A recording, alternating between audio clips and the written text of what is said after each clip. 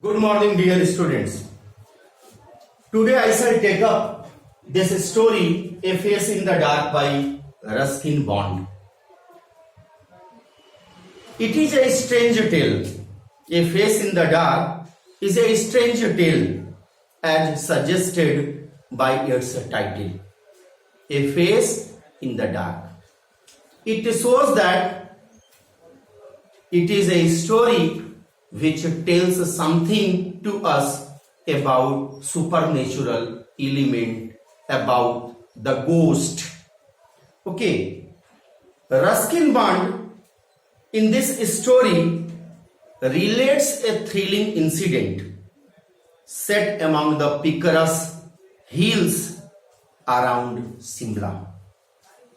Ruskin Bond's fascination with the paranormal finds expression in this story.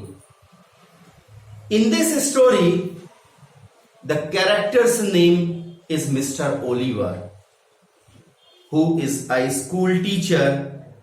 One day,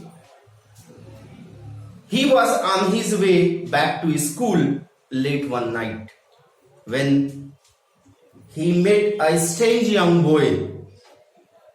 The encounter filled him with terror and he took to his heels only to discover that there was no escape for him.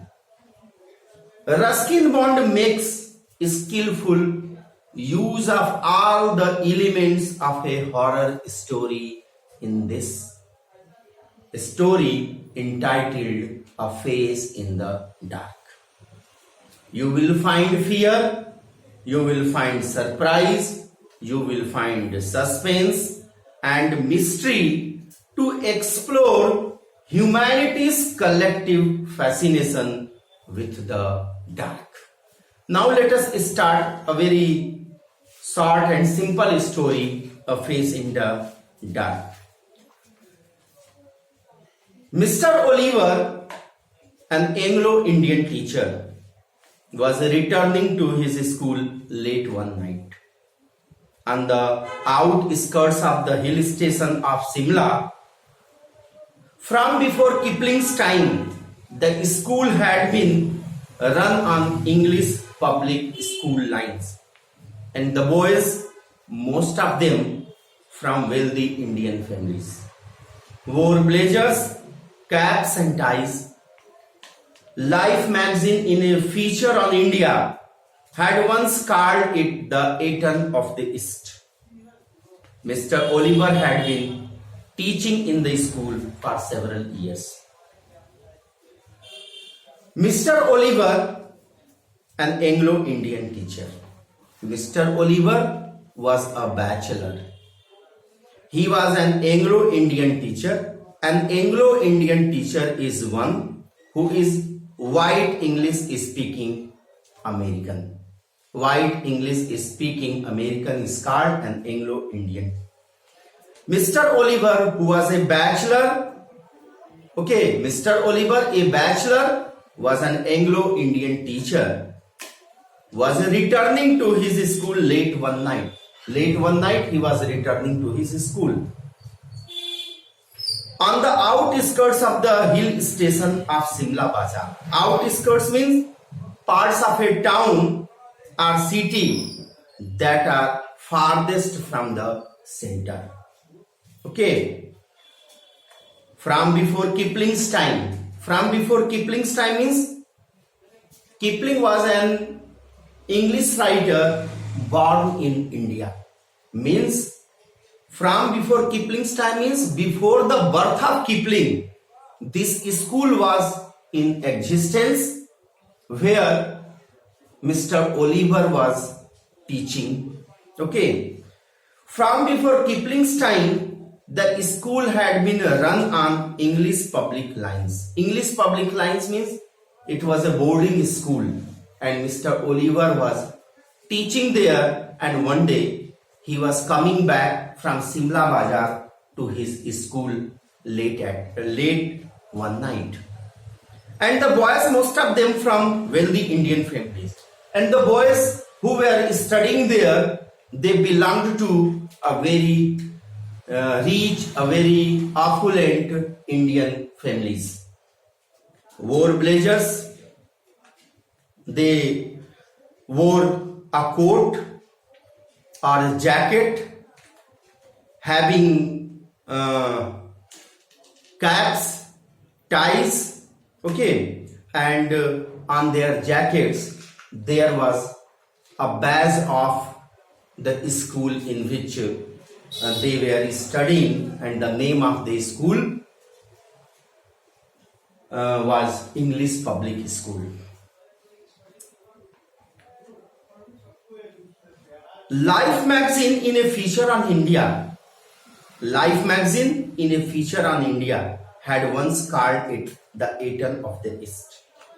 Eton of the East means a very popular school in London, okay, and the Life magazine appreciated the school, okay.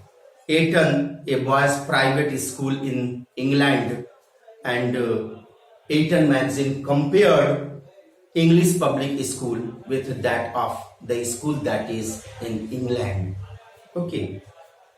Mr. Oliver had been teaching in the school for several years.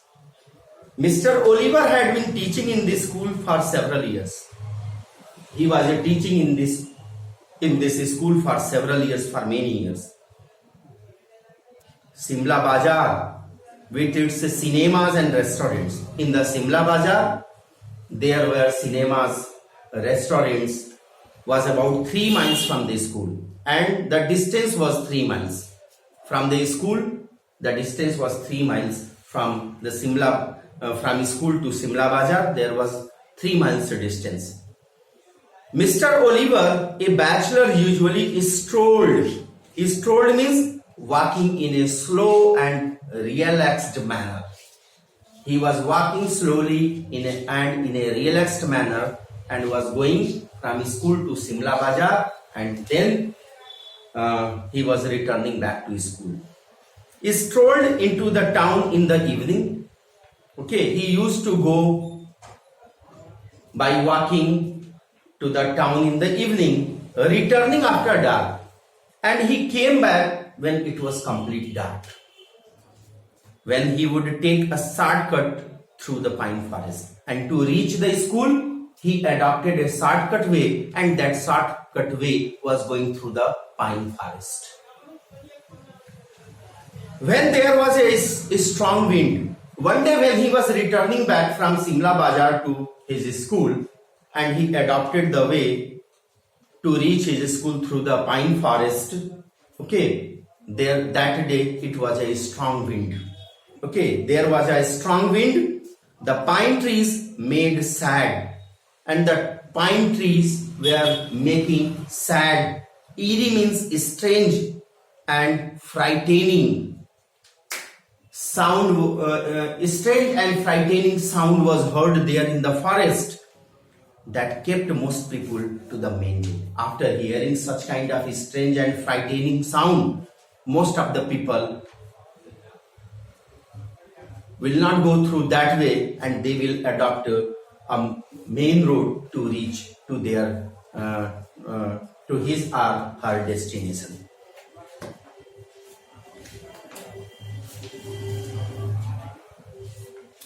But Mr. Oliver was not a nervous or imaginative man. Mr. Oliver was not a nervous and imaginative man.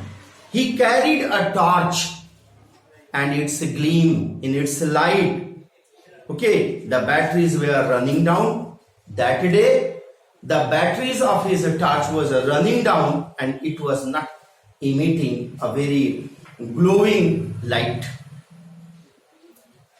The batteries were running down, moved fitfully, okay, moved fitfully down to the narrow forest path. Fitfully means for a short period he adopted to reach the school through that pine forest. When its flickering light fell in the figure of a boy, when he was in the middle of the forest, its flickering Flickering means a light shining in an unsteady way fell on the face of a figure of a boy who was sitting there in the middle of the forest on a rock. Who was sitting alone on a rock. Mr. Oliver stopped there after seeing the boy sitting on the rock. Boys were not supposed to be out after dark. And he talked to that person. Boys were not supposed to be out after dark. What are you doing out here, boy? Asked Mr. Oliver. Shakespeare says, in Shakespeare's plays Merchant of Macbeth, Dr. Johnson says, witches never spoke unless first addressed. If you will address them first, they will talk to you.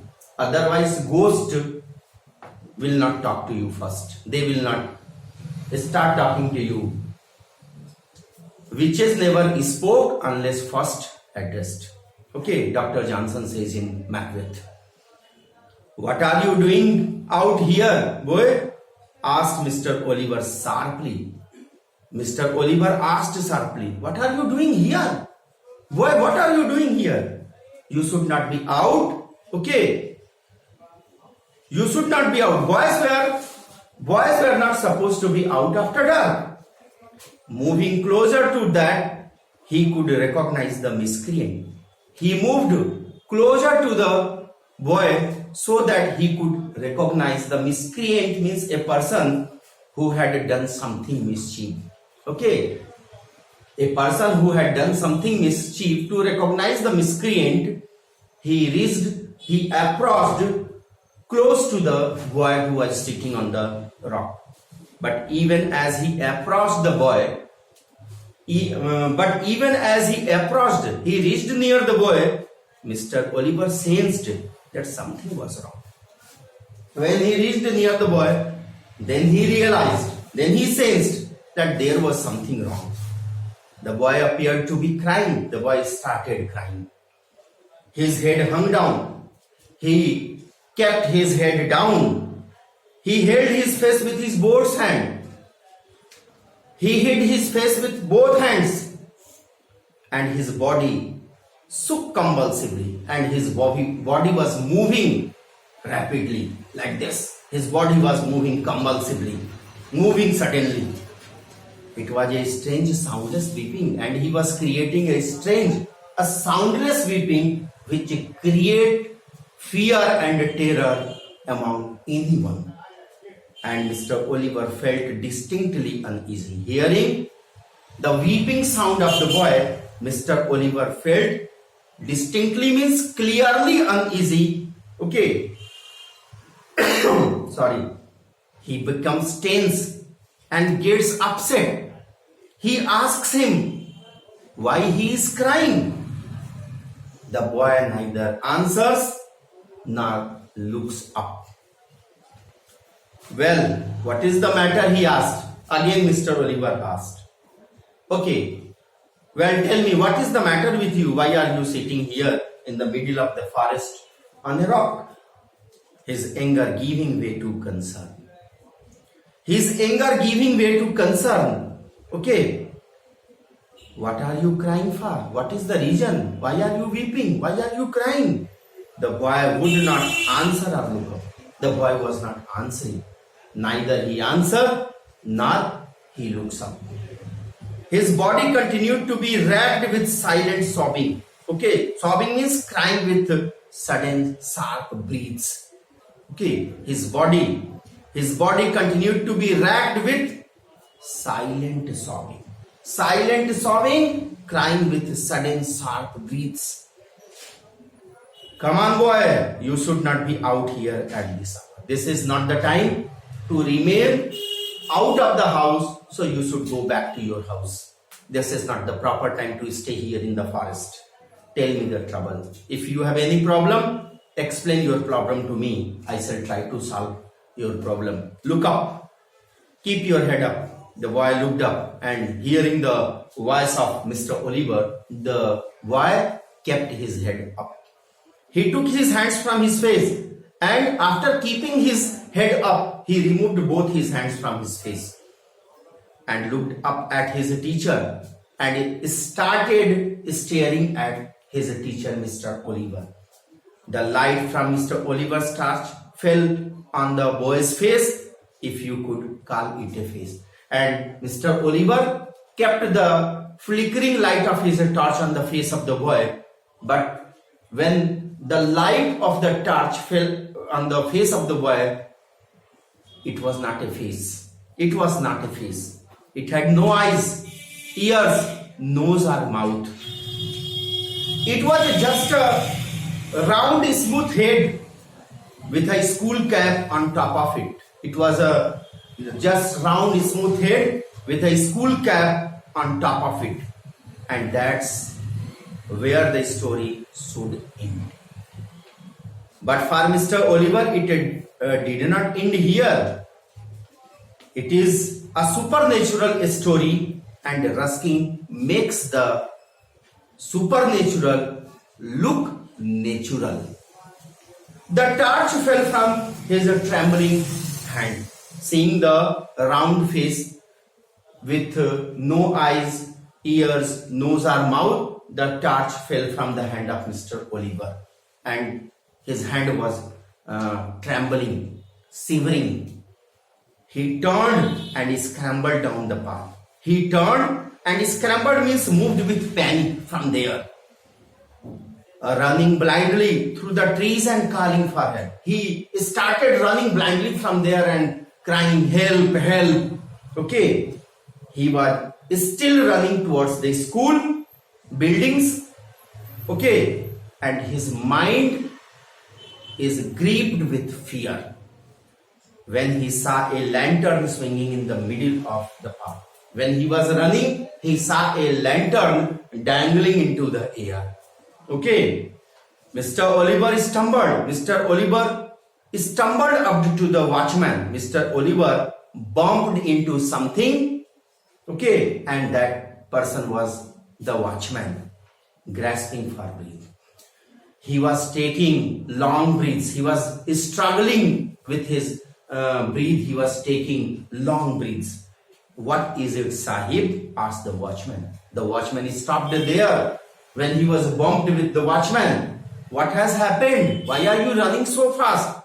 What is it, Sahib? Has there been an accident? Why are you running? Okay. He was grasping for breath. Okay. Breathing suddenly. He was taking breathing suddenly and loudly with mouth open because of surprise, because of shock, because of pain. It was something horrible. A boy weeping in the forest, and he had no food. Mr. Oliver explained to the watchman that there was something. He said that I found a boy in the middle of the forest sitting on a rock, and he was weeping, and that boy had no face, eyes, ear or nose. Okay, no face, Sahib, no eyes, nose, mouth, nothing. Do you mean it was like this, Sahib? Asked the watchman, and raised the lamp to his face. Okay, the watchman raised the lamp up to his face and showed his face to Mr. Oliver. The face looked like this.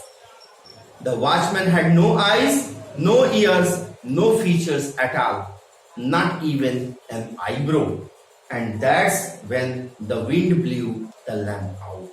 It can also be informed that due to living alone, okay, Oliver might be feeling lonely and therefore caught in the grip of some psychological fears. And that gave rise to these imaginary faceless creatures roaming in the pine forest at night. Thank you very much.